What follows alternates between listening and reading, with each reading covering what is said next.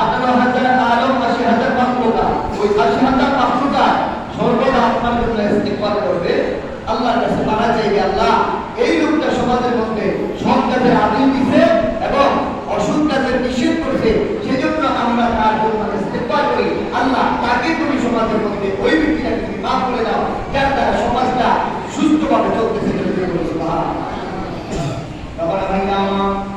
ইসলামের দৃষ্টিকোণ থেকে ইমাম হলো একজন বাদশাহ। ওই সমাজের মধ্যে ইমামের আইন দ্বারা, ইমামের নিয়ম দ্বারা সমাজ পরিচালিত হয়। কিন্তু বর্তমান সময়ে যে অবস্থা রয়েছে, ইমামের উপর সকল দায়িত্ব অর্পণ করা যায় না এবং এই সমাজটাকে পরিচালনা করার জন্য সরকার, শাহী সরকার আছে না নাই? ধরে বলেন আছে না নাই? এবং সমাজের দায়িত্বশীল সরকার দ্বারা যাদের কথা সমাজের মানুষ মানবে, আসলে ওই ব্যক্তির প্রতি সরকার যাকে সমাজ মানে যদি না মানে সে কি সরকার হতে পারবে?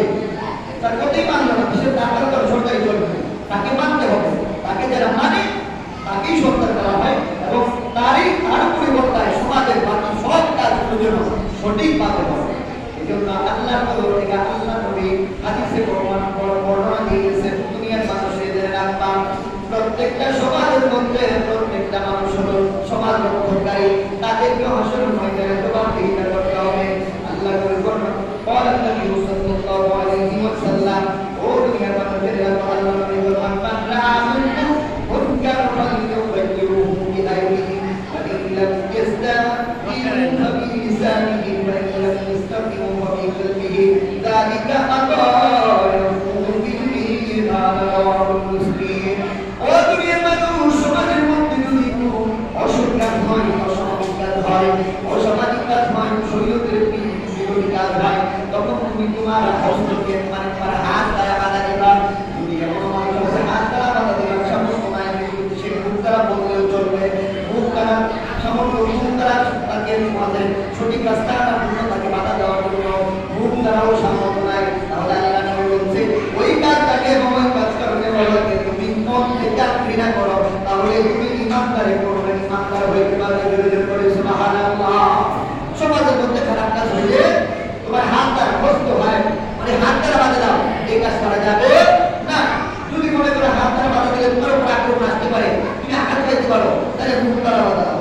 একটু না, মুখ দ্বারা বাধা দিলে তোমার উপর আঘাত আসতে পারে।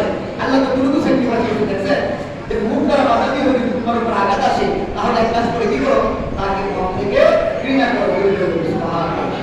মানুষ মানুষের সাথে কিন্তু কথা না বললে না হয়, কিন্তু আল্লাহ নবী ফরমান এই ব্যাপার নিয়ে যদি তার সাথে কথা বন্ধ থাকে, এই ব্যাপারে গুনাহ হবে না। কেন? সে গর্হিত কাজ করছে, তাকে আপনি মুখ দ্বারা বাধা দিচ্ছেন, হাত দ্বারা বাধা দিচ্ছেন, কিন্তু সে বাধা শুনতেছে না, তার কাছে চালিয়ে যাচ্ছে, তাহলে আপনি তাকে মন থেকে ঘৃণা করে তার সাথে কথা না বলা, এতে আপনার গুনাহ হবে না। তবে এমনিতে কোনো বিষয় না, এই কাজ ছাড়া, এই কাজ ছাড়া, শরীয়তের বিধিবিধান বা সৎ কাজ ছাড়া অসৎ কাজে বাধা দেওয়ার কারণে যদি তার সাথে কথা বলতে থাকে, তাতে গুনাহ হবে না। কিন্তু দিয়া সম্পদ নিয়া, টাকা নিয়া, পয়সা নিয়া, জায়গা জমি নিয়া যদি তার সাথে রাগারাগি হয়, কথা বলতে লাগে, তাহলে গুনাহ হবে। তার সাথে আপনি যত তাড়াতাড়ি মিট করবে, ততই আপনার জন্য মঙ্গল হবে।